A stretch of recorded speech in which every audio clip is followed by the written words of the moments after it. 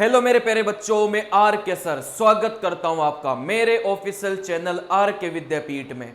मेरे प्यारे बच्चों, बैक टू बैक ही आपके 5वें नंबर की क्लास है। स्पेशली अपन ग्रुप डी की तैयारी यहां पर कर रहे हैं, क्योंकि ग्रुप डी का जो एग्जाम है वो आपका कभी भी आ सकता है। एग्जाम की जो डेट है वो कभी भी अनाउंस हो सकती है।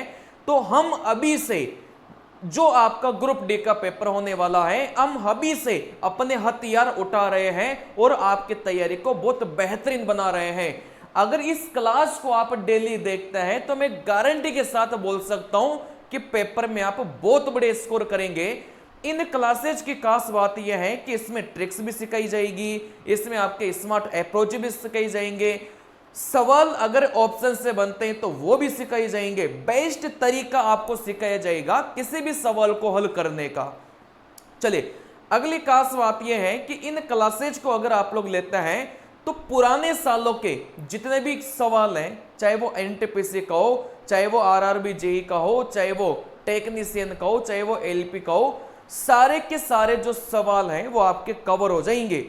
चाहे सवाल आपका 2025 वाला सवाल हो, चाहे सवाल आपका 2024 वाला हो, चाहे 23-22 किसी भी साल का अगर सवाल रेलवे का है तो वो सारा का सारा आपका इन क्लासेस से कवर हो जाएगा। मतलब पुराने सालों के सारे सवाल कवर हो जाएंगे 2025 तक।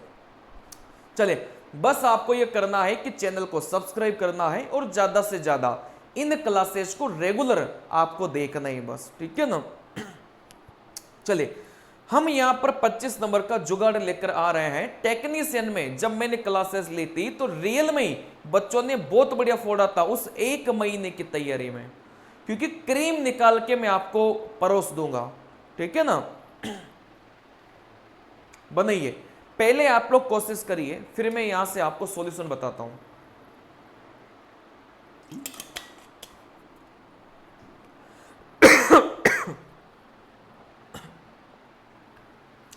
देखो, सवाल में क्या बोला गया था। एक आदमी ने 8 शर्ट 550 प्रति शर्ट, 10 पैंट 1000 प्रति पैंट और 12 जोड़ी जूते 850 प्रति जोड़ी की दर से खरीदे। प्रति वस्तु औसत व्यय कितना है। चलिए, जब भी इस पैटर्न का सवाल पेपर में आता है, ऊपर मेरे प्यारे बच्चों आप लोग लिखेंगे, यहां से संख्या लिखेंगे और यहां से नीचे आप लोग क्या लिखेंगे मेरे प्यारे बच्चों, यहां से आप लोग लिखेंगे, यहां से नीचे औसत लिखेंगे, ठीक है ना। चलिए, अब यहां से संख्या आपको दे के रखेगा, यहां से संख्या आपको दे के रखेगा। आप यहां से बोलेंगे सर जो 8 शर्ट है, तो जो 8 शर्ट है और यहां से 8 का जो मूल्य था प्रति शर्ट, कभी भी ऐसा बोला जाए ना भाई प्रति, तो ये जो प्रति शब्द है ना हमेशा आपका दर्शाता है मेरे प्यारे बच्चों, ये औसत को दर्शाता है। आई बात समझ में। ये जो प्रति शब्द होता है ये कुछ नहीं होता, ये औसत ही होता है, एवरेज होता है, ठीक है ना।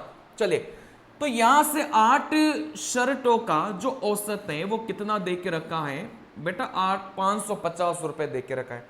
वैसे सभी कहीं लिख लेना, जैसे 10 का आप बोलेंगे सर 1000 और यहां से 12 का आप लोग बोलेंगे बेटा यहां से 850, ठीक है ना। चलिए, इतना करने के बाद में मेरे प्यारे बच्चों आपको क्या करना है कि ये जो संख्या है इनको आपको क्या करना है मेरे प्यारे बच्चों, काटना है। चलिए, कभी भी औसत को आपको नहीं काटना, इस बात का हमेशा ख्याल रखें कि औसत कभी भी नहीं कटेगा, लेकिन ये जो संख्या है ये हमेशा आपको क्या करना है, काट के रखना है। मतलब यहां से ऊपर अगर कट रहा हो तो काट लेना, ठीक है ना। जैसे 2 से आप लोग काटेंगे 4 बार, 2 से आप लोग काटेंगे 5 बार, 2 से आप लोग काटेंगे 6 बार। कहने का मतलब जहां पर 8 प्रयोग कर रहे थे अब 4 प्रयोग करेंगे, जहां पर 10 प्रयोग कर रहे थे 5 प्रयोग करेंगे, जहां पर 12 प्रयोग कर रहे थे अपन 6 प्रयोग करेंगे। चलिए, इतना करने के बाद में आप लोग ये देखिएगा भाई, कई बार जो सवाल है ना वो इकाई के अंक से बन जाता है। अब इकाई के अंक से कैसे बनेंगे बेटा, यहां से अपन को टोटल मिलाकर औसत निकालना है। देखो, यहां से आप लोग बोलेंगे भाई राशियों का योग बटा राशियों की जो संख्या है वही अपना क्या कहलाएगा बेटा, औसत कहलाएगा। चलिए, अच्छा यहां से योग कैसे निकालेंगे? कई बार जो सवाल है वो अपने इकाई के अंक से ही बन जाएगा। जैसे संख्या की गुणा औसत से करेंगे तो यहां से योग निकलेगा, ठीक है ना। तो एक तरीका तो यह है कि आप पूरा पूरा गुणा कर लो, ठीक है ना। लेकिन कभी कभार जो सवाल है ना, कभी कभार क्या, ज्यादातर केस में सवाल इकाई के अंक से आपका बन जाएगा। जैसे यहां से योग का इकाई का अंक लिखो। जैसे 4 को 0 से गुणा करेंगे, आप बोलेंगे सर इकाई के अंक में 0। जैसे 5 को 0 से गुणा करेंगे, इकाई के अंक में 0। जैसे 6 को 0 से गुणा करेंगे, इकाई के अंक में 0। चले, तो यहां से आप इस योग के इकाई को अंक को जोड़ेंगे तो यहां से योग 0 आ गया। अब नीचे कुछ भी हो, क्या ही फर्क पड़ेगा, मतलब जो भी औसत आएगा ना मेरे प्यारे बच्चों, उसके इकाई के अंक में कितना मिलेगा, 0 मिलेगा। देखो 0 नहीं है, ये वैसे गलत हो जाएगा। 0 नहीं है, ये वैसे गलत हो जाएगा। अब यहां से ये भी तो सकता था कि इन दोनों ऑप्शन में से किसी एक ही ऑप्शन में 0 हो, तो जो 0 जिस ऑप्शन में होगा वही अपना उत्तर कहलाएगा। अब यहां तो दो ऑप्शन में अपन को ऐसा मिल चुका है भाई 0 है, तो फिर यहां से पूरे हल करना पड़ेगा। लेकिन ऐसा भी तो हो सकता था कि किसी एक ही ऑप्शन में अपन को 0 मिलता, ठीक है ना। चलिए, तो यहां से मैंने आपको यह सिखा दिया भाई इकाई के अंक से चीजों को बनाना कैसे था। चलिए, फिर भी अगर आपके पास में समय कम है, तुक्का मारना हो, तो 2 ऑप्शन तो हट चुके हैं, दोनों में से अगर आपको तुक्का मारना हो तो देखो बहुत आसानी रहेगी फिर तो, ठीक है ना।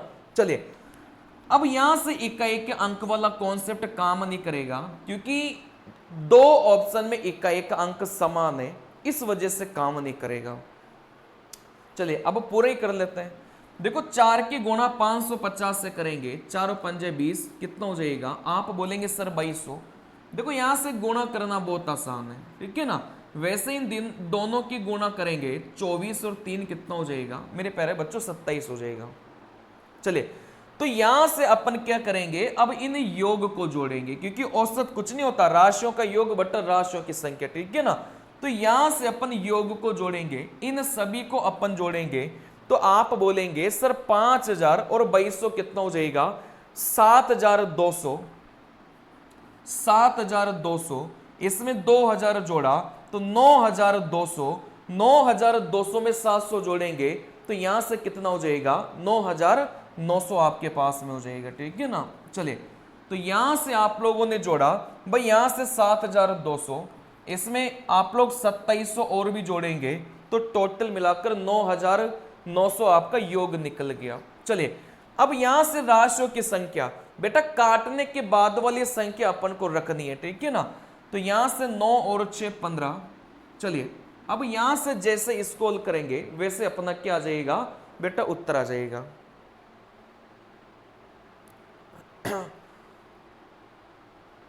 चलिए, तो यहां से कुछ अपन ने कैलकुलेशन में मिस्टेक किया है, यहां से देख लेते, 550, 1000 और 850, 8 10 और यहां से 12, 4 2 और यहां से 6। चलिए, एक बार और भी इसको कैलकुलेट कर लेते हैं। 0 4 पंजे 20, 4 पंजे 20, 2 22, यहां से 5000, 6 पंजे का 30, 3 हासिल के 8 छंग 48 और 3 कितना हो जाएगा, 51।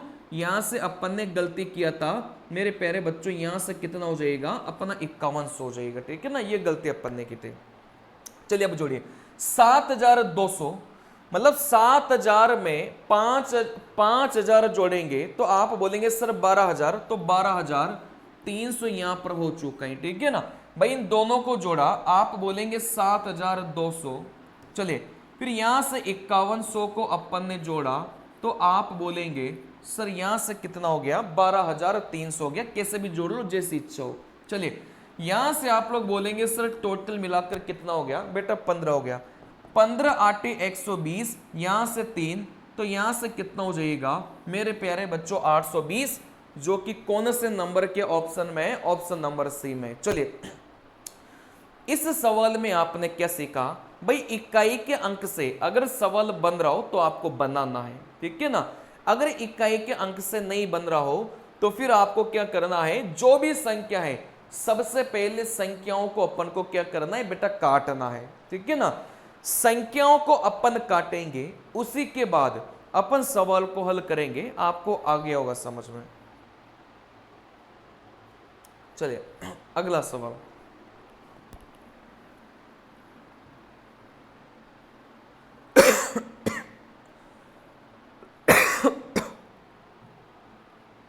बनाइए। बबीता एक निश्चित दूरी 11 किलोमीटर प्रति घंटे की चाल से तय करती है और पहले की दूरी की दुगनी दूरी 44 किलोमीटर प्रति घंटे की चाल से तय करती है। फिर वह उसी मार्ग से आरंभिक बिंदु पर लौटती है। यदि पूरी यात्रा के लिए उसकी औसत चाल 34 किलोमीटर प्रति घंटा हो तो वापसी यात्रा के लिए उसकी चाल कितनी है। पहले सवाल का मतलब मैं आपको समझा देता हूं। देखो यहां से एक बबीता है, बबीता क्या करेगी, सबसे पहले यहां से लेकर यहां तक चलती है। आप बोलेंगे कितने की चाल से, आप बोलेंगे 11 किलोमीटर प्रति घंटे की चाल से। और यहां से लेकर यहां तक की जो दूरी है ना, वो अपन कितना मान लेते हैं बेटा, डी मान लेते हैं। ये मैं आपको सॉल्यूशन नहीं बता रहा, अभी मैं सवाल का मतलब आपको समझा रहा हूं, ताकि सेम सवाल पेपर में रिपीट करे तो बनाना कैसे, अभी स्मार्ट तरीका सिखाऊंगा, ठीक है ना। चलिए फिर यहां से आगे बोला है पहले की दूरी की दुगनी दूरी, मतलब यहां पर डी वो चलेगा तो इससे दुगनी दूरी, इससे दुगनी दूरी, मतलब यहां से लेकर यहां तक दुगनी दूरी, आप बोलेंगे भाई कितना हो जाएगा, 2D हो जाएगा। यहां से लेकर यहां तक डी मान के चले तो 11 किलोमीटर प्रति घंटा। फिर इससे डबल, डबल मतलब 2D, तो यहां से लेकर यहां तक की जो चाल है वो सवाल में कितना दे के रखा है बेटा, 44 किलोमीटर प्रति घंटा दे के रखा है। मतलब यहां से लेकर यहां तक जाना था तो इतनी दूरी को तो 11 किलोमीटर प्रति घंटा और इतनी दूरी को 44 किलोमीटर प्रति घंटा, ठीक है ना।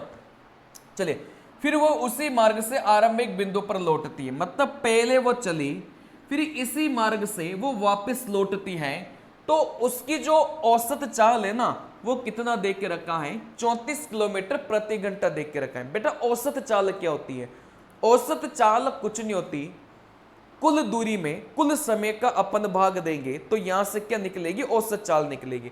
अब औसत चाल का मतलब आप लोग ये मत समझना कि यहां से लेकर यहां तक जाएगी, नहीं, यहां से लेकर यहां तक गई फिर वो यहां वापस आई, इस पूरी चाल को अपन क्या बोलेंगे बेटा, औसत चाल बोलेंगे।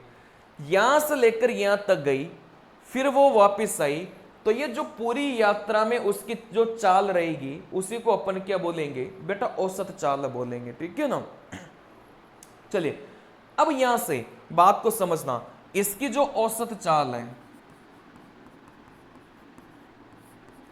वो यहां से कितना दे के रखा है, आप बोलेंगे सर 34 किलोमीटर प्रति घंटा यहां से अपन को दे के रखा है, ठीक है ना। चलिए अब औसत चाल का मतलब कुछ नहीं है बेटा, पहले 11 चली फिर 44 चली और यहां से लेकर यहां तक आने में भी उसकी कोई ना कोई चाल रही होगी, बात को समझना, ठीक है ना। चलिए कहने का मतलब वो 11 चली फिर 44 चली फिर वापस रिटर्न आते समय भी कोई ना कोई चाल उसकी रही होगी। अगर इन तीनों को अपन मिला ले तो फिर आप बोलेंगे भाई वही उसकी क्या हो जाएगी, औसत चाल हो जाएगी, ठीक है ना। चलिए अब यहां से बात को समझना, कभी भी इस पैटर्न का सवाल पेपर में आता है, ठीक है ना, कभी भी इस पैटर्न का सवाल पेपर में आता है तो आप लोग बनाएंगे कैसे बेटा, औसत चाल कुछ नहीं होता, आप बोलेंगे औसत चाल कुछ नहीं होता, कुल दूरी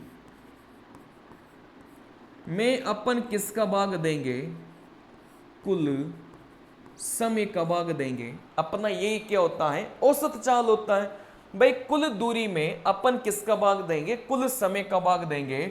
आप बोलेंगे सर यही अपना क्या होता है, औसत चाल होता है, ठीक है ना। अच्छा सवाल में दूरी दे के रखा है क्या, नहीं दे के रखा। अगर सवाल में दूरी नहीं दे के रखा आप अपनी मर्जी से कुछ भी मान लो, आई बात समझ में। सवाल में अगर दूरी नहीं दे के रखा आप अपनी मर्जी से कुछ भी मान लो, लेकिन कुछ भी मानते समय आप लोग ध्यान रखना, भाई कुछ भी मानोगे तो आप कैलकुलेशन में फंसोगे, ठीक है ना। तो यहां से आप लोग दूरी क्या मानोगे बेटा, एलसीएम मानोगे। एलसीएम किसका मानोगे, जो भी चाल अपन को दे के रखा है उसका आप लोग क्या मान लोगे, एलसीएम मान लोगे, ठीक है ना। भाई कुछ भी मानोगे तो कैलकुलेशन में फंसोगे, लेकिन आप लोग क्या कर लो भाई, कैलकुलेशन में नहीं फंसो, इस वजह से दूरी आप क्या मान लो, एलसीएम मान लो। किसका एलसीएम, जो भी चाल दे के रखा है, ठीक है ना। मतलब चाल 11 और 44 अपन को दे के रखा है, तो 11 और 44 का एलसीएम मान लो। अब एलसीएम क्या होता है, कुछ नहीं होता, ऐसी संख्या जिसमें 11 और 44 दोनों का ही भाग चला जाए। तो आप बोलेंगे सर 11 और 44 में तो भाग किसका जा रहा था, आप बोलेंगे सर ऐसी संख्या 44 हो गई, ठीक है ना। भाई 11 और 44 का एलसीएम कितना हो गया, 44 हो गया, क्योंकि 44 में 11 का भी भाग चला गया, 44 में 44 का भी भाग चला गया। कोई बच्चा बोले कि सर मैं दूरी 22 मान लो क्या, बिल्कुल मान लो, उत्तर वही निकल के आएगा। कोई बच्चा बोले कि सर मैं दूरी 88 मान लो क्या, बिल्कुल मान लो, उत्तर वही निकल के आएगा, ठीक है ना। तो यहां से जो दूरी है ना, यहां से ये जो दूरी है, अपन इन दोनों का एलसीएम मान लेंगे बेटा 44 किलोमीटर। अगर यहां पर 44 किलोमीटर है तो यहां पर कितना हो जाएगा, 88 हो जाएगा। आई बात समझ में, यहां पर 88 क्यों हुआ, ये बात आपको समझ में आ गई होगी, ठीक है ना। क्योंकि यहां पर 44 फिर इसका डबल इधर था, मतलब अपन ने दूरी कितना मान के चल लिया, 44 मान के चल लिया। कोई बच्चा 22 मान के चलता तो भी उत्तर सही आता, ठीक है ना। चलिए अब यहां से आप लोग बोलेंगे सर यहां से लेकर यहां तक 44 किलोमीटर और चाल 11 किलोमीटर, तो यहां से लेकर यहां तक जाने का जो समय है वो कितना घंटा हो जाएगा बेटा, 4 घंटे हो जाएगा।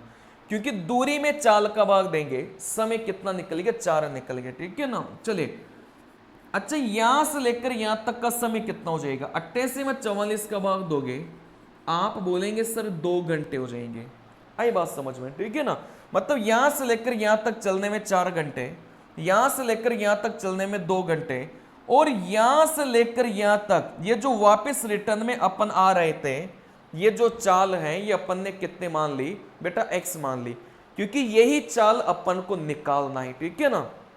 चलिए अब ऐसे सवालों में कॉन्सेप्ट कौन सा लगाएंगे, ऐसे सवालों में सिंपल सा कॉन्सेप्ट आपको लगाना है कि पहला समय प्लस में दूसरा समय बराबर में, आप बोलेंगे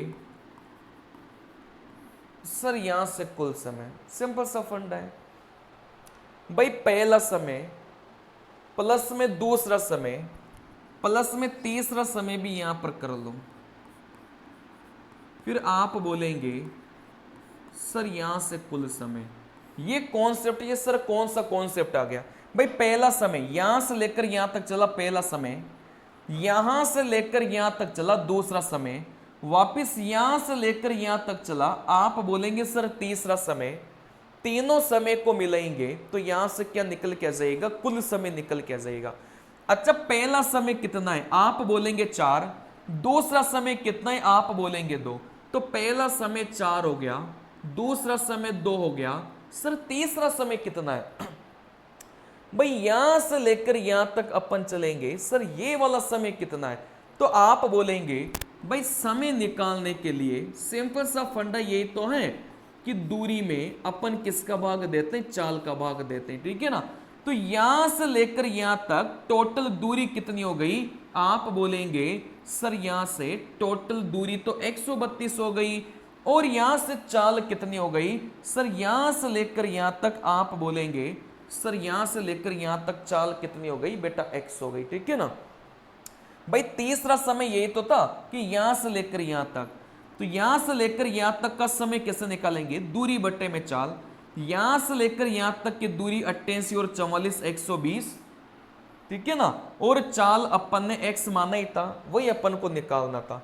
तो तीसरा समय हो जाएगा 132 बट्टे में x हो जाएगा बराबर में। अब आप बोलेंगे सर ये कुल समय कैसे निकालेंगे बेटा, कुल समय कैसे निकालेंगे, मैं यहां से है ना, अच्छा इस डायग्राम को मिटा दूं क्या? ये काम का नहीं है अपना, ये डायरेक्ट आप वैसे भी लिख सकते थे। आई बात समझ में? इस डायग्राम को आप लोग वैसे भी लिख सकते थे, ये डायग्राम कोई काम का नहीं था। एक बार सवाल को समझने सीखने के बाद में ये डायग्राम काम का नहीं है, ठीक है ना। जब भी सवाल आएगा पेपर में इस पैटर्न का, तो डायरेक्ट ही आपको ऐसे बनाना है। चले, अच्छा कुल समय कैसे निकालेंगे बेटा? कुल समय भाई अपन क्या करते थे भाई, औसत चाल जो होती थी ना, मैं इधर लिख के बता रहा हूं, देखो यहां से जो औसत चाल होती थी वो आप बोलेंगे सर कुल दूरी में अपन कुल समय का भाग देते थे, यही तो अपना औसत चाल होता था। चलिए सर यहां पर कुल समय अगर अपन को निकालना हो, ठीक है ना, इस फॉर्मूले से कुल समय अगर अपन को निकालना हो तो कुल समय तो ऊपर आ जाएगा और औसत चाल नीचे चली जाएगी, ठीक है ना। तो यहां से आप लोग बोलेंगे कुल दूरी में अपन किसका भाग देंगे बेटा? औसत चाल का भाग देंगे, यही तो हुआ, ठीक है ना भाई। ये फॉर्मूला सभी को पता है, लेकिन कुल समय निकालना है तो कुल समय इधर जाएगा और औसत चाल नीचे आ जाएगी। तो कुल समय कैसे निकालेंगे? कुल दूरी में अपन औसत चाल का भाग दे देंगे, ठीक है ना। चले, तो यहां से बेटा ये जो कुल समय है ना, ये कैसे निकालेंगे? अभी अभी मैंने आपको बताया, ठीक है ना, अभी अभी मैंने आपको बताया कि जो कुल समय है वो अपन निकालेंगे कैसे? कुल दूरी। अब कुल दूरी कितनी हो गई? कुल दूरी भाई अपन ने पहली दूरी मानी थी 44, दूसरी दूरी अपनी हो गई 88। तो आप बोलेंगे सर यहां से कुल दूरी कितनी हो गई? भाई पहले गया तो 132, वापिस आया तो भी 132। भाई आप खुद बताइए, जैसे मैं यहां से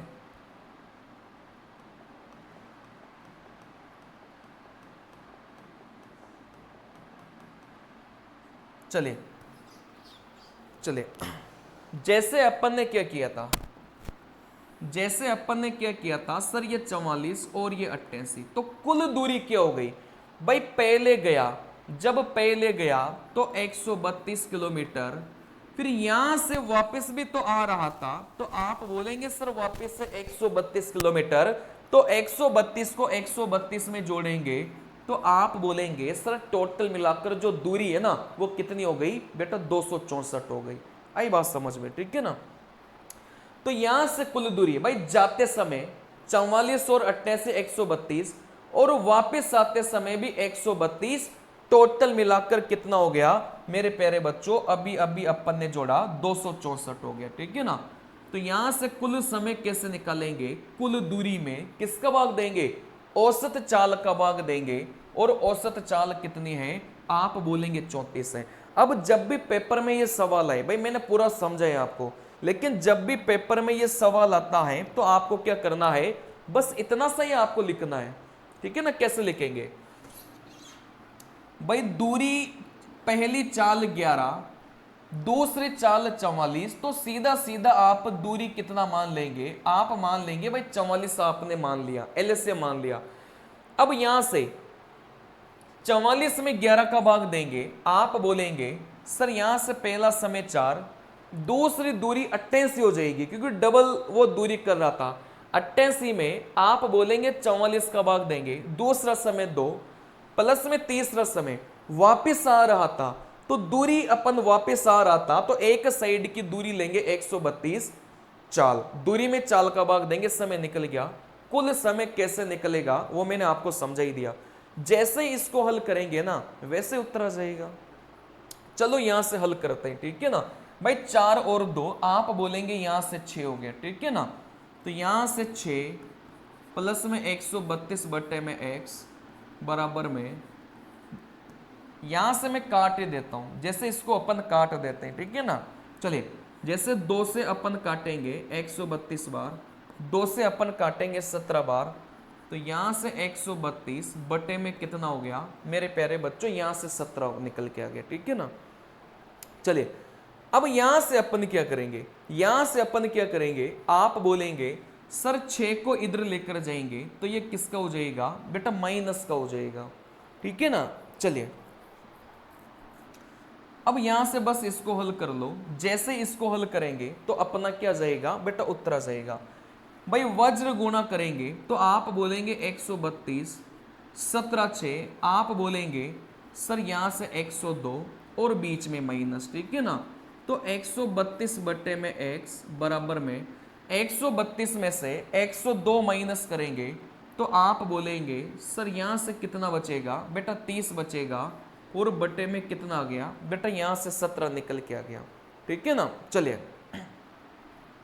चलिए अब जैसे इसको हल करेंगे उत्तर निकल के आ जाएगा। चलिए इसको हल कैसे करना है, करने के कई सारे तरीके हैं। जैसे अपन वज्र गुणा कर ले तो 30 गुणा x, आप बोलेंगे 30x बराबर में 17 इंटू 132, 132 इंटू यहां से 17, ठीक है ना। चलिए अब यहां से आप लोग बोलेंगे, यहां से आप लोग बोलेंगे सर ये 3 से कट रहा था, भाई 3 से काटेंगे 10 बार, 3 से काटेंगे आप बोलेंगे 4 तिया 12 है ना, और यहां से 44 बार कटा है ना, बस यहां से कर लो।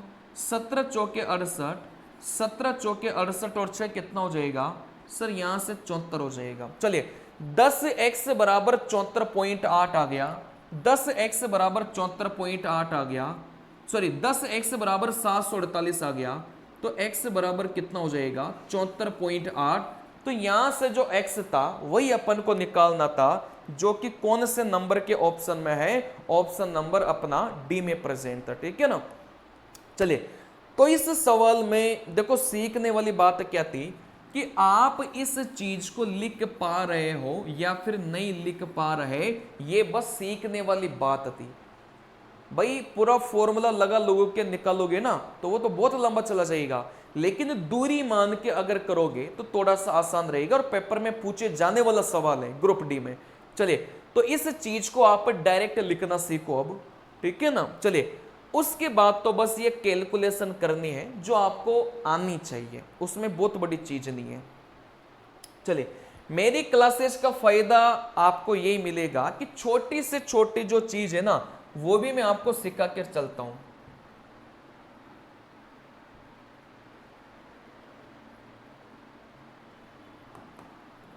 चलिए देखो अगला सवाल, अगले सवाल में क्या बोला है, राकेश 5000 की राशि और शिवम 9000 की राशि वार्षिक साधारण ब्याज के समान दर पर निवेश करते हैं।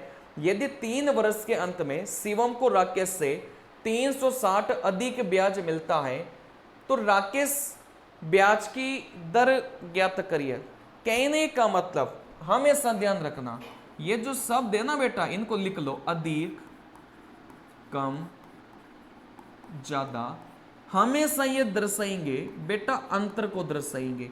इन शब्दों को आप लोग लिख लो, ये बार बार प्रयोग होंगे।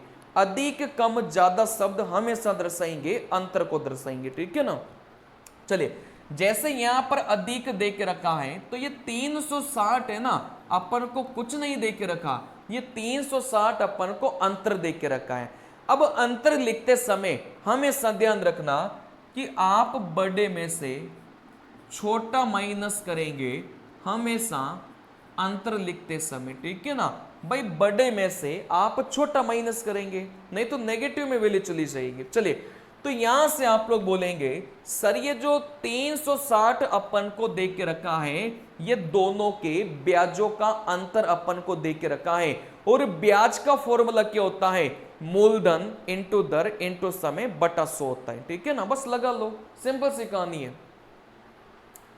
यदि 3 वर्ष के अंत में शिवम को राकेश से अधिक मिलता है, मतलब शिवम को ज्यादा मिलता था तो शिवम का पहले लिखना, और राकेश को कम मिलता था तो आप लोग राकेश का बाद में लिखेंगे। आगे पीछे भी कर दोगे ना तो भी इतना कोई फर्क नहीं पड़ रहा, आई बात समझ में, ठीक है ना। चलिए यहां से आप लोग बोलेंगे सर ब्याज क्या होता है, भाई दोनों के ब्याजों का अंतर है, मूलधन इंटू दर इंटू समय बटा 100।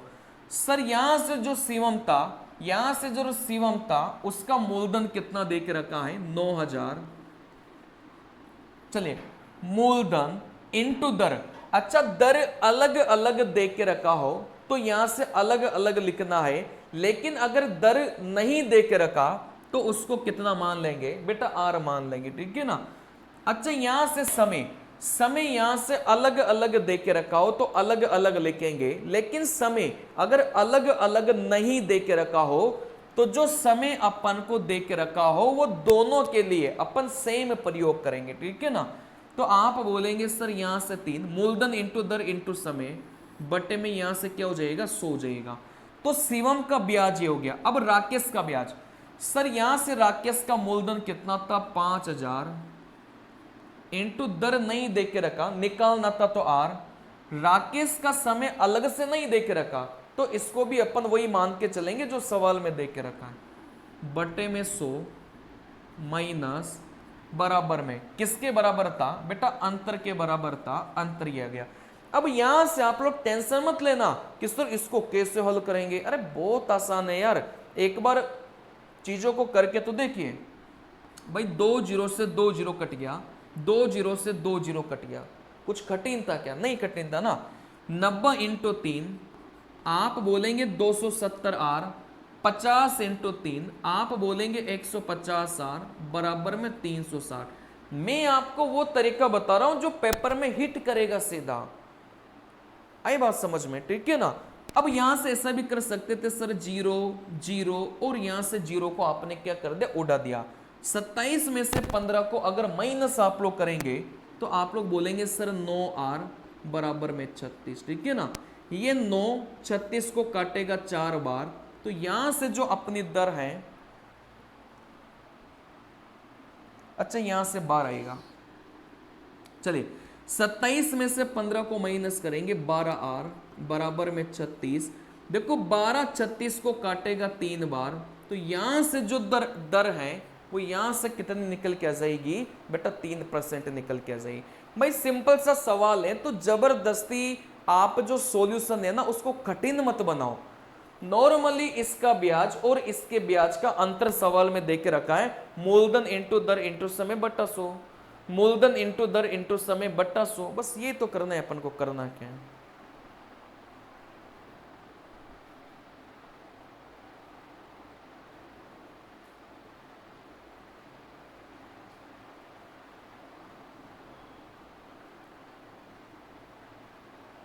चलिए अब कई सारे बच्चे बोलेंगे सर इसको उस प्रकार से बता दो ना कि सेम पेपर अगर सेम सवाल अगर पेपर में रिपीट करे तो हम बना पाए, मतलब वो तरीका सिखा दो, जल्दी से कैसे बनाएंगे वो तरीका सिखा दो, ठीक है ना। चलिए तो यहां से मैं आपको वो भी तरीका सिखा देता हूं। भाई एक तरीका तो ये हो गया, आप लोगों को ये ध्यान रखना है। अब यहां से मैं आपको वो भी तरीका सिखा देता हूं कि आपको क्या करना है बेटा, ये सेम सवाल पेपर में आता है तो जल्दी से कैसे बनाना है। बेटा ब्याज क्या होता है, आप बोलेंगे मूलधन इंटू दर इंटू समय बटे में 100, और यहां से ब्याज का अंतर कितना दे के रखा है बेटा, यहां से 360 दे के रखा है। अब यहां से वैल्यू रखते समय भी आप क्या रखेंगे, हमेशा अंतर ही रखेंगे, लेकिन यहां से 0 आप कभी नहीं रखेंगे, ठीक है ना। हमेशा ध्यान रखना वैल्यू रखते समय भी आप अंतर रखेंगे, लेकिन यहां से 0 आप लोग कभी नहीं रखेंगे, बस ध्यान रखना।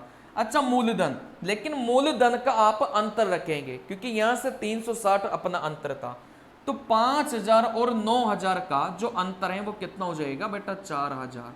तो पी की जगह अपन ने 4000, दर अपन को निकालना था तो इसको तो वैसे के वैसे ही रखा। समय यहां से 3 साल दे के रखा है, भाई अलग अलग दे के रखता तो अपन अंतर रखते हैं, ठीक है ना। चलिए अगर अलग अलग समय अपन को दे के रखता तो अपन अंतर रखते हैं, लेकिन सवाल में जो समय है वो अलग अलग नहीं दे के रखा, तो यहां से समय का जो मान है वो कितना रखेंगे, अपन 3 ही रखेंगे, ठीक है ना। चलिए अलग अलग दे के रखता तो अंतर रखते हैं, लेकिन अलग अलग नहीं दे के रखा तो जो दे के रखा है बस वही अपन को रखना पड़ेगा। जैसे मूलधन अलग अलग दे के रखा था तो अपन ने अलग अलग दे के रखा था तो अंतर रख लिया, लेकिन समय अलग अलग नहीं दे के रखा तो सीधा का सीधा आप लोग क्या कर लो, जो दे के रखा है बस वो लिख लो, बटे में 100 बराबर में 360, ठीक है ना। 2 जीरो से 2 जीरो गया, 40 इंटू 3 कितना होता है 120, और 120 से 360 को कितनी बार काटेगा, 3 बार, तो यहां से जो दर है वो कितनी निकल के आ गई बेटा, यहां से 3% निकल के आ गई। ऐसे भी बना सकते हैं, ठीक है ना, दोनों ही तरीका मैंने आपको सिखा दिया।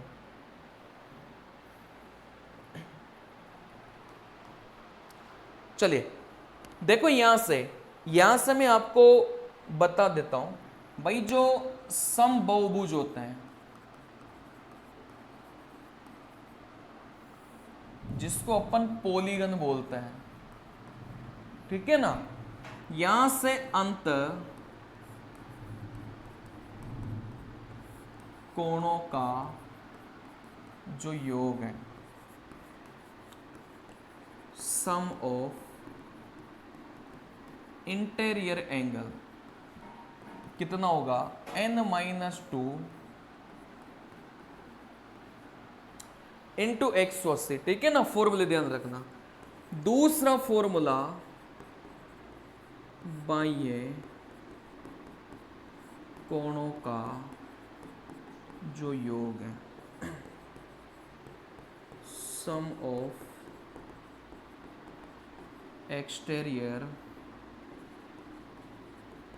एंगल हमेशा कितना होगा बेटा, 360 डिग्री होगा। बाह्य कोणों का जो योग होगा हमेशा कितना होगा बेटा, 360 डिग्री होगा, ठीक है ना। चलिए तीसरी बात हमेशा ध्यान रखना है, अंतःकोण प्लस बाह्य कोण, अगर दोनों को आप लोग जोड़ेंगे तो किसके बराबर होता है, 180 डिग्री के बराबर होता है, ठीक है ना। चलिए अगली बात यहां से आप लोग ध्यान रखिएगा, मैं इधर लिख देता हूं,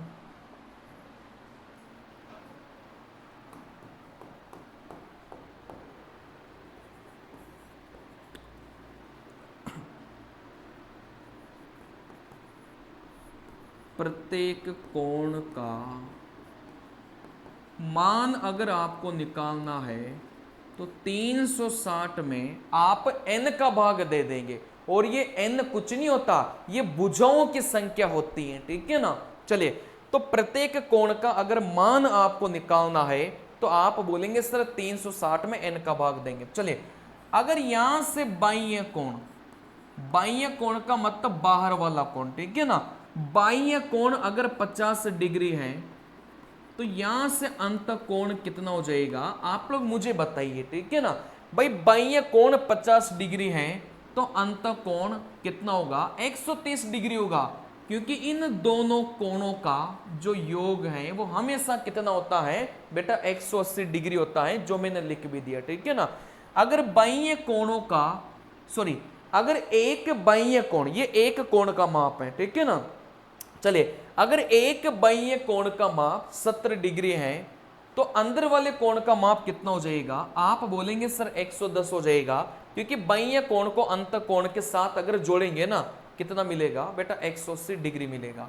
मतलब कुछ नहीं है, जैसे ये त्रिभुज अपने पास में है, ये बाहर वाला कोण है, ये अंदर वाला कोण है, बाहर वाला कोण 70 डिग्री है तो अंदर वाला कितना हो जाएगा, 110 हो जाएगा, क्योंकि ये पूरी की पूरी जो लाइन बनती है ना ये 180 डिग्री की बनती है, ठीक है ना। तो आप तो ये ध्यान रखना, और ये प्रत्येक कोण है, प्रत्येक बाह्य कोण 50 डिग्री है तो उसी का अंत कोण कितना हो जाएगा बेटा, 130 डिग्री हो जाएगा, और n यहां पर भुजाओं की संख्या है। बस हल कर लो, कुछ है क्या इस सवाल में।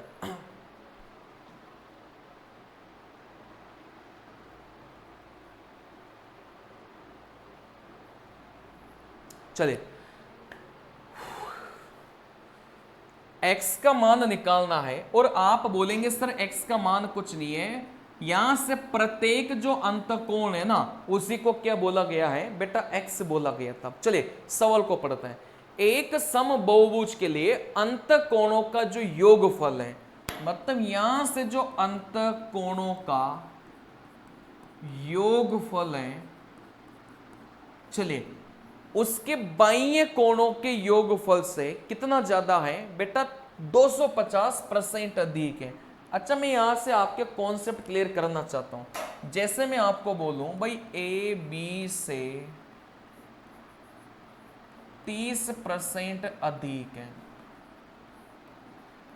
तो आप लोग क्या करेंगे भाई, यहां से ए बी से 30% अधिक है, तो आप लोग क्या करेंगे, इस बी को बाद वाले को 100 मान के चलेंगे और इस पहले वाले को, पहला वाला 30 ज्यादा है, तो यहां से पहला वाला कितना हो जाएगा बेटा 130 हो जाएगा। आई बात समझ में, ठीक है ना।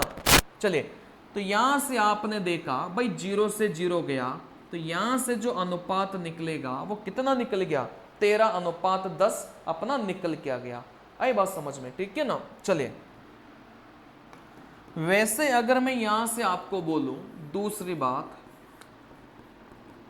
ए बी से 130% अधिक है, तो यहां से आप लोग क्या करेंगे बेटा, इस बाद वाले को आप लोग 100 मान के चलेंगे और ये पहला वाला कितना हो जाएगा, यहां पर क्या किया था, बाद वाले को 100 मान के चले, 30 और 100 को अपन ने जोड़ा, तो इधर वाले को फिर कितना माना बेटा 130 माना।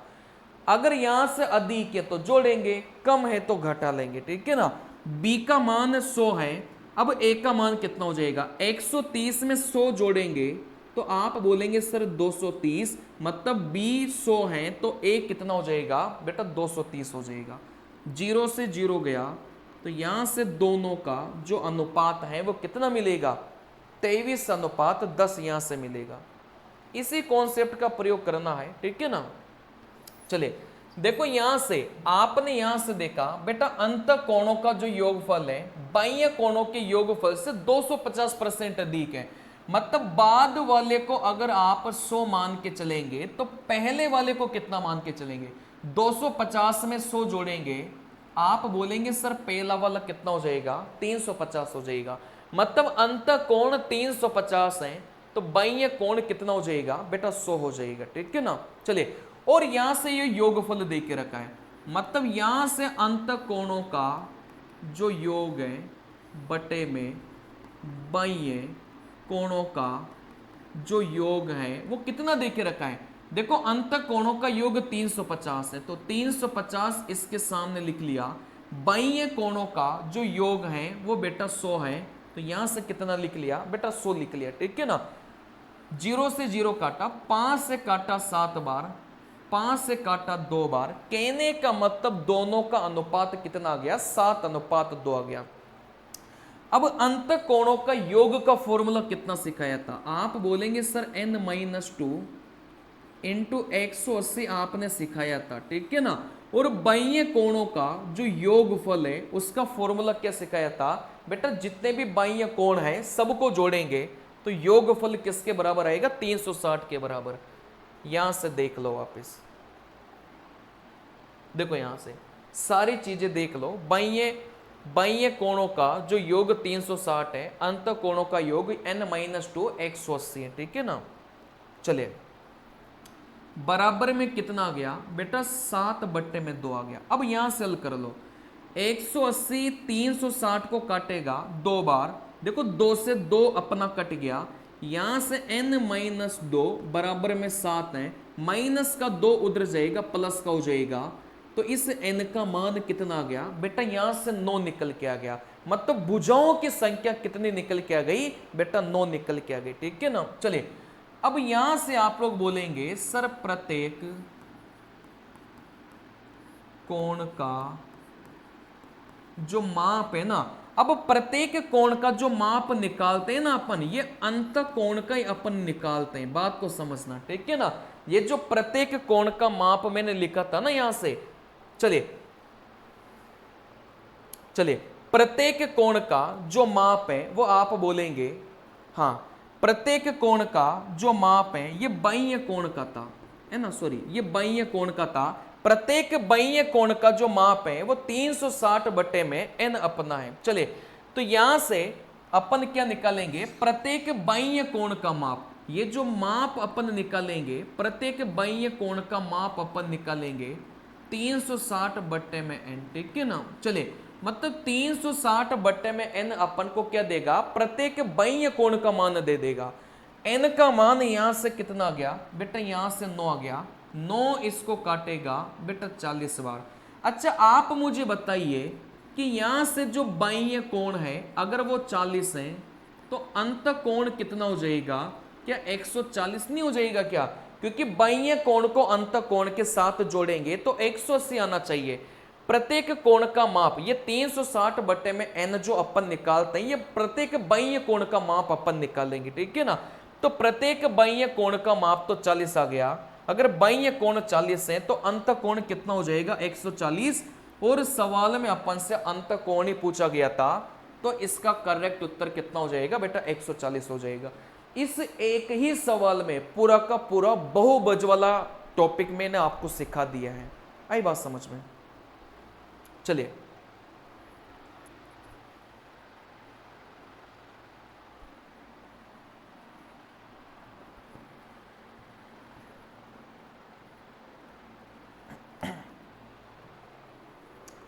देखो यहां से, विजय का वेतन पहले 16% घटाया गया, बाद में 11% बढ़ाया गया। उसका अंतिम वेतन उसके आरंभिक वेतन की तुलना में कितने परसेंट कम था। ऐसे सवालों को सीधा सीधा इस वाले फॉर्मूले से मेरे प्यारे बच्चों आप लोग कर लिया करो, ठीक है ना।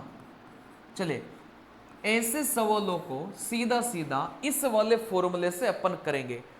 अगर कोई चीज घट रही है तो माइनस में मान लो, कोई चीज बढ़ रही है तो प्लस में मान लो।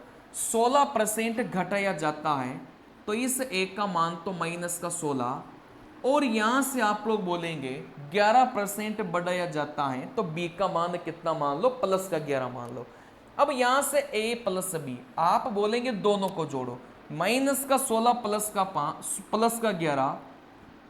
आप बोलेंगे सर यहां से माइनस का 16 प्लस का 11 करेंगे तो यहां से कितना आ जाएगा बेटा, यहां से माइनस का, यहां से 5 आ जाएगा, ठीक है ना।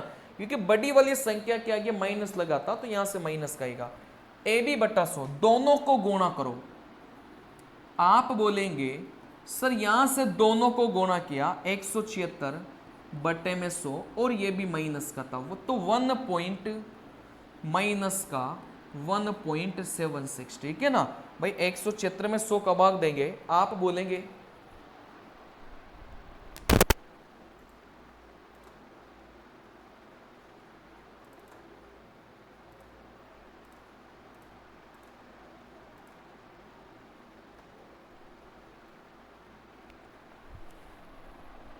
चले, तो यहां से वीडियो अटक गया था। 176 में 100 का भाग देंगे 1.76, दोनों को जोड़ेंगे भाई, माइनस का 5 माइनस का 1.76 माइनस का 6.76 अपना क्या जाएगा बेटा, उत्तर जाएगा माइनस का 6.76। कौन से नंबर के ऑप्शन में है, आप बोलेंगे सर ये ऑप्शन नंबर ए में प्रेजेंट था।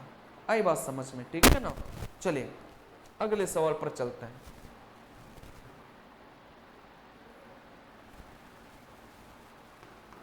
सीधे सवाल फंसेंगे यहां से ग्रुप डी में, देख लेना भले। देखो यहां से दीपेश के पास 168 लीटर तेल है, 234 लीटर तेल भी।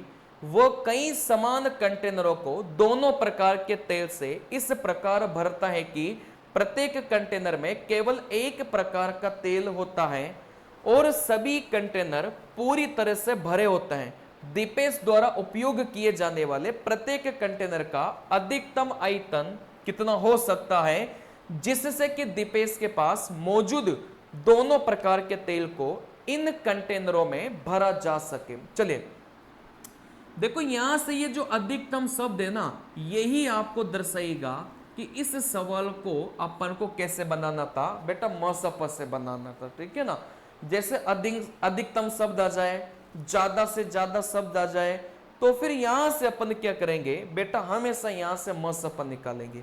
तो यहां से बड़े से बड़ा आ जाए, यहां से अधिकतम आ जाए, यहां से बराबर बांटने की बात की जाए। अगर किसी भी चीज को बराबर बांटने की बात करें, जैसे चॉकलेटों को बराबर बांटना है, छड़ की लंबाई को बराबर बराबर बांटना है, तो भी यहां पर कौन से कॉन्सेप्ट का प्रयोग करेंगे बेटा, मसफ का अपन प्रयोग करेंगे, ठीक है ना।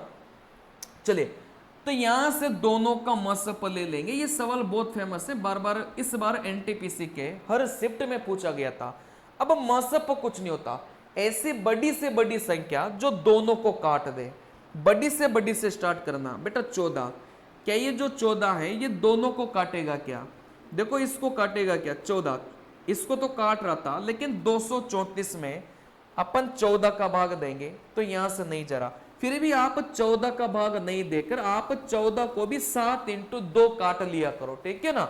अब 7 इंटू 2 का मतलब क्या हो जाएगा भाई? यहां से आप बोलेंगे सर 7 का भी भाग जाना चाहिए, 2 का भी भाग जाना चाहिए, तभी तो जाकर किसका भाग जाएगा बेटा? 14 का भाग जाएगा, ठीक है ना।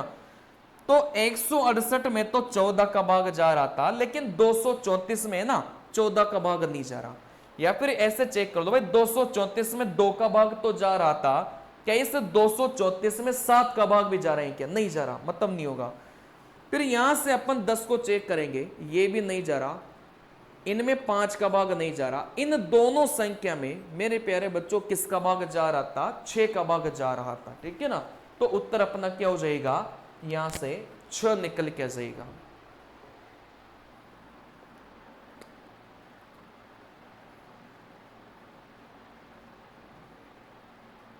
चलिए, अब ऐसे सवाल को करने का मैं आपको तरीका बता रहा हूं। मैं जैसे बताऊंगा बस वैसे ही ऐसे सवालों को बनाना है, ठीक है ना। चलिए देखो, यहां से कोई भी समीकरण है ना वो इसी फॉर्म में हमेशा आएगी, ax² plus bx plus c बराबर में क्या हो जाएगा बेटा? 0 हो जाएगा। तो यहां से मूलों का योग,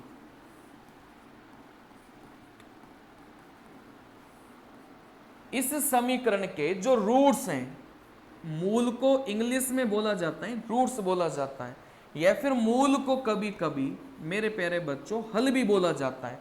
तो इसके मूलों का योग, इसके हलों का योग हमेशा ध्यान रखना माइनस का b बटे में a होता है, ठीक है ना। चलिए, और यहां से मूलों का गुणनफल, अगर मूलों का गुणनफल करेंगे तो आप बोलेंगे सर यहां से कितना होता है बेटा? c बटे में यहां से a होता है, ठीक है ना। तो इस चीज का प्रयोग अपन करके हर सवाल का उत्तर निकाल सकते हैं। मूलों का योग माइनस का b बटे में a और मूलों का गुणनफल c बटे में a होता है। a कुछ नहीं होता, x² के साथ में जो लगा है वो a होता है, x के साथ में जो लगा है वो b होता है, जिसके साथ में x नहीं होता मेरे प्यारे बच्चों वो c होता है, ठीक है ना। चलिए, तो यहां से अपन को मूल ज्ञात करना है। अब आपको पता है भाई मूलों का जो योग है ना वो कितना अभी अपन ने सीखा था? माइनस का b बटे में a सीखा था। तो यहां से आपको पता है सर पहला नंबर का a, दूसरा नंबर का b और यहां से तीसरा नंबर का c होता है, ठीक है ना। तो माइनस का b का मान 18 है, तो माइनस का b माइनस के 18 और यहां से a का मान कितना हो जाएगा बेटा? यहां से 5 हो जाएगा, ठीक है ना। और यहां से या तो उत्तर योगफल से ही निकल जाएगा, लेकिन आप लोग अगर अकेले योगफल से उत्तर नहीं निकले तो फिर गुणा का प्रयोग कर लेना। चलिए देखो, यहां से अपन बोलेंगे सर गुणा कितना होगा? गुणा मेरे प्यारे बच्चों होता है c बटे में a। देखो c यहां पर 16 है और a यहां पर कितना है बेटा? 5 है। चलिए, वह ऑप्शन अपना उत्तर होगा जिनको जोड़ने पर माइनस के 18 बट्टा 5 आ रहा होगा और जिनको गुणा करने पर 16 बट्टे में 5 आ रहा होगा। चलिए, अब देखो यहां से दूसरा ऑप्शन है माइनस का 8 बट्टे में 5 इंटू 4।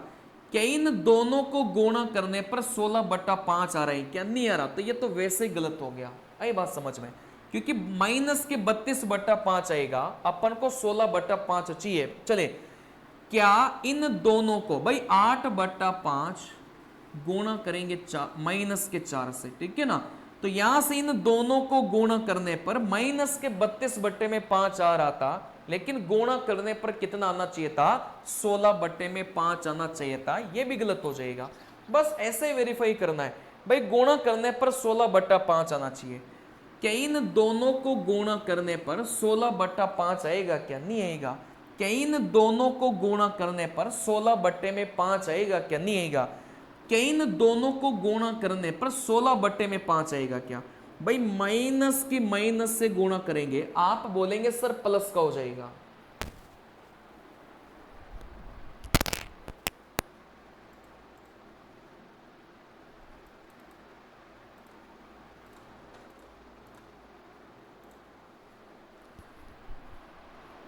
चलिए माइनस की माइनस से गुणा करने पर सर प्लस का हो जाएगा, बाकी इन दोनों को गुणा करो। 8 को 2 से गुणा करेंगे 16 बटे में यहां से कितना हो जाएगा 5। आप बोलेंगे सर इनको गुणा करने पर 16 बटे में 5 हो गया। चलिए अगर पहले वाले ऑप्शन को गुणा करेंगे ना तो भी यहां से 16 बटे में 5 हो रहा था। कहने का मतलब इस गुणा के माध्यम से अपन ने दो ऑप्शन को क्या कर दिया बेटा, गलत साबित कर दिया। चलिए अब यहां से योग का प्रयोग करके अपन क्या करेंगे बेटा, दोनों ऑप्शन में से एक को हटा देंगे। अब यहां से अपन को करने की जरूरत थी क्या भाई, दोनों का योग कितना आना चाहिए, माइनस का 18 बटे में 5 आना चाहिए। क्या इन दोनों को जोड़ने पर माइनस में योग आएगा क्या, नहीं आएगा भाई। माइनस में योग कब आएगा, जब दोनों में से एक किस में होता, माइनस में होता। तो इन दोनों को जोड़ने पर माइनस में योग कभी नहीं आएगा, तो ये भी गलत हो जाएगा। इन दोनों को जोड़ के देख लेना, आपका जो योग है वो कितना बन जाएगा, माइनस का 18 बट्टे में 5 बन जाएगा। ठीक है ना। चलिए तो यहां से अपन ने देखो कौन सा तरीका लगाया, मैं आपको यहां से फिर से बता देता हूं। चलिए योग माइनस का 18 बटा 5 होना चाहिए। क्या इन दोनों को जोड़ने पर योग माइनस में आएगा क्या, नहीं आएगा, ये तो वैसे गलत हो गया। चलिए अब आप बोलेंगे सर गुणा 16 बट्टे में 5 आना चाहिए। क्या इन दोनों को गुणा करने पर 16 बट्टे में 5 आ रहा है क्या, नहीं आ रहा। गुणा 16 बट्टे में 5 नहीं आ रहा, 3 ऑप्शन गलत हो गए, तो चौथे को तो सही होना ही पड़ेगा। ठीक है ना। चलिए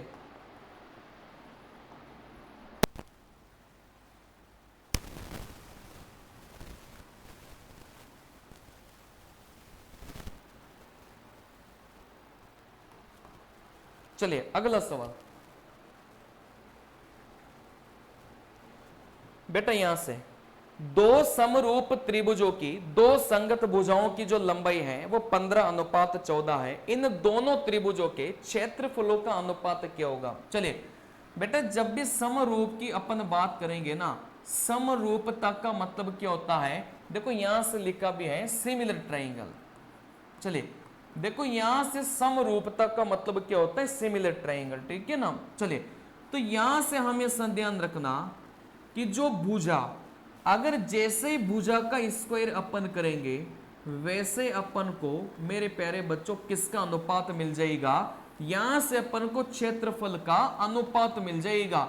और ये बात किसके लिए सही है मेरे प्यारे बच्चों, ये बात अनुपात के लिए सही है। ठीक है ना।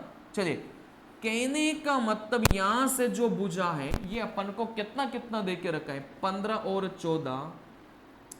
जैसे भुजा का स्क्वायर अपन करेंगे वैसे अपन को क्या मिलेगा बेटा, यहां से क्षेत्रफल मिलेगा। ठीक है ना। तो भुजा का स्क्वायर करेंगे तब जाकर अपन को क्या मिलेगा बेटा, क्षेत्रफल मिलेगा। 15 का स्क्वायर किया 225, 14 का स्क्वायर किया 196। तो यहां से क्षेत्रफल का जो अनुपात है वो कितना निकल गया, 225 अनुपात 196 निकल गया। अब यहां से लिख लो,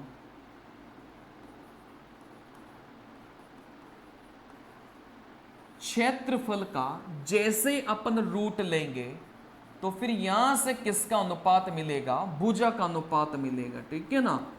और यहां से जैसे ही भुजा का स्क्वायर करेंगे वैसे अपन को क्या मिलेगा बेटा, क्षेत्रफल का अनुपात अपन को मिलेगा। इस बात को आप लोग क्या कर लो बेटा, लिख लो। चले कभी कभार पेपर में सवाल ऐसा भी पूछा जाता है कि क्षेत्रफल 196 और 169 दे दिया। अब यहां से अपन से किसका अनुपात पूछ लिया बेटा, भुजा का अनुपात पूछ लिया। अच्छा यहां से क्षेत्रफल का रूट लेंगे, क्षेत्रफल का रूट लेंगे तब जाकर किसका अनुपात मिलेगा, भुजा का अनुपात। तो 196 का रूट 14, 169 का रूट 13, तो फिर यहां से भुजा का अनुपात 14 और 13 निकल के आ गया। भुजा का स्क्वायर करने पर क्षेत्रफल मिलेगा। देखो 14 का स्क्वायर करने पर क्षेत्रफल मिला, 13 का स्क्वायर करने पर क्षेत्रफल अपन को यहां से मिल गया, ठीक है ना। चलिए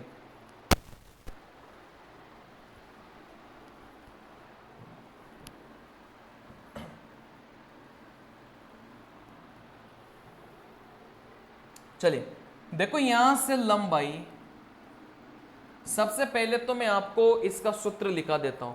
एक घनाभ की लंबाई, चौड़ाई और ऊंचाई का अनुपात 10, 17, 14 है। इसका संपूर्ण पृष्ठ का क्षेत्रफल, तो यहां से घनाभ का संपूर्ण पृष्ठ का जो क्षेत्रफल है उसका सूत्र क्या होगा। आप बोलेंगे सर 2 LB BH प्लस में HL।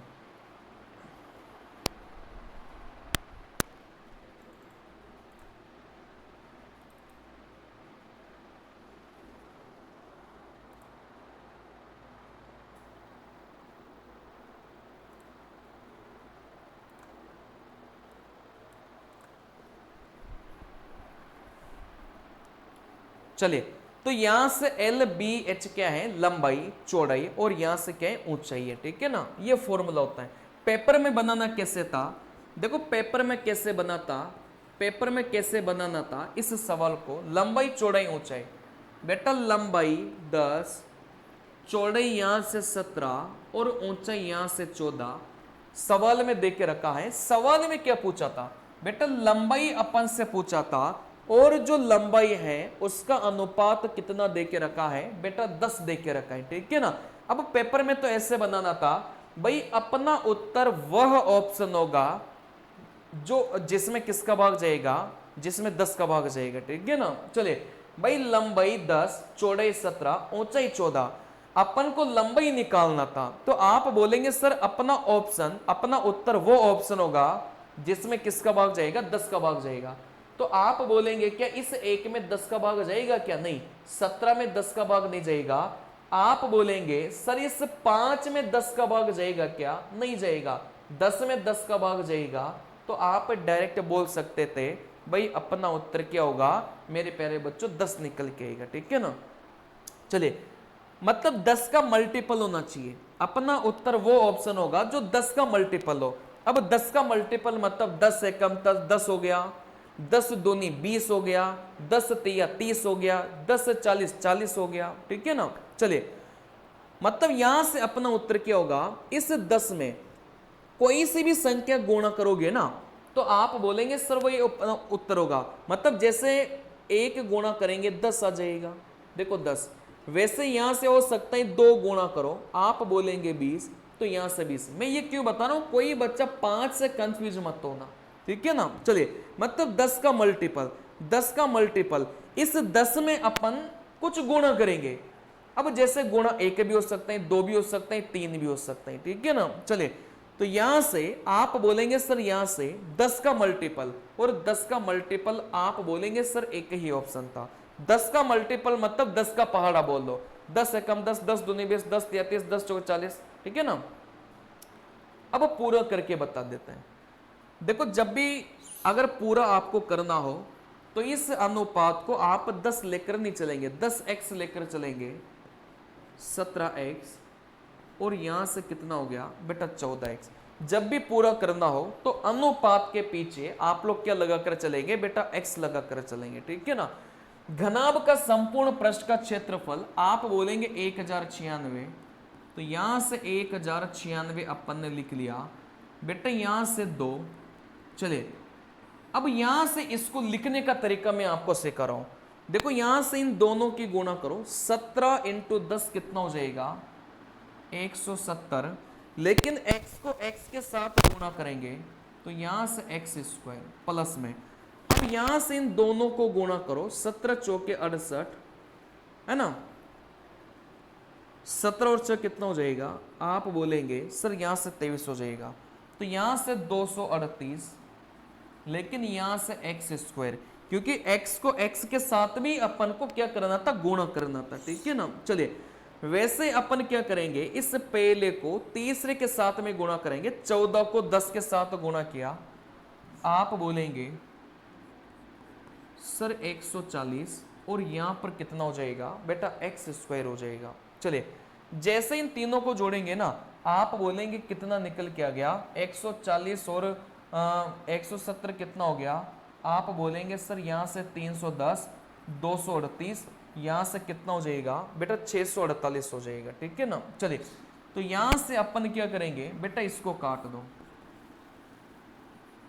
548 बराबर में 170 238 और 140 को जोड़ोगे ना तो 548 होगा और यहां से एक्स स्क्वायर, ठीक है ना। 548 से 548 गया, ये सही है ना, एक बार जोड़ दो। देखो यहां से इन दोनों को जोड़ेंगे 7 4 11 1 2 और यहां से 310 238 बिल्कुल यहां से 548 से बन रहा था, ठीक है ना। दोनों गया मतलब एक्स स्क्वायर का मान 1 आ गया, तो आप बोलेंगे सर एक्स का मान कितना जाएगा बेटा यहां से 1 आ जाएगा। अब x का मान जैसे 1 रखेंगे ना तो यहां से जो लंबाई है वो कितनी निकल के आ गई बेटा 10 निकल के आ गई। तो ये तो मैंने आपको सिखा दिया पूरा, लेकिन परीक्षा में तो वैसे चेक करना था जैसा मैंने आपको सिखाया है। चलिए बाकी के सवाल अगली क्लास में करेंगे, लंबी क्लास हो जाएगी। मेरी क्लास लंबी होने का कारण यही है, इसी चीज को आधे घंटे में सॉल्यूशन में आपको पूरा करवा सकता हूं 25-30 सवाल, लेकिन मैं चाहता हूं कि आप मेरी क्लास में आओ और कुछ ऐसा सीख के जाओ कि पेपर में पास होना। भाई आपको सॉल्यूशन वगैरह तो कहीं पर भी मिल जाएंगे, लेकिन जो चीजें मैं आपको सिखाता हूं ना वो कहीं नहीं मिलेगी आपको। आई बात समझ में। चलिए थोड़ा सा कम पढ़ो लेकिन वैसा पढ़ो कि पेपर में सीधा हिट करे। चलिए मिलते हैं मेरे प्यारे बच्चों अगले वीडियो में, तब तक के लिए नमस्कार।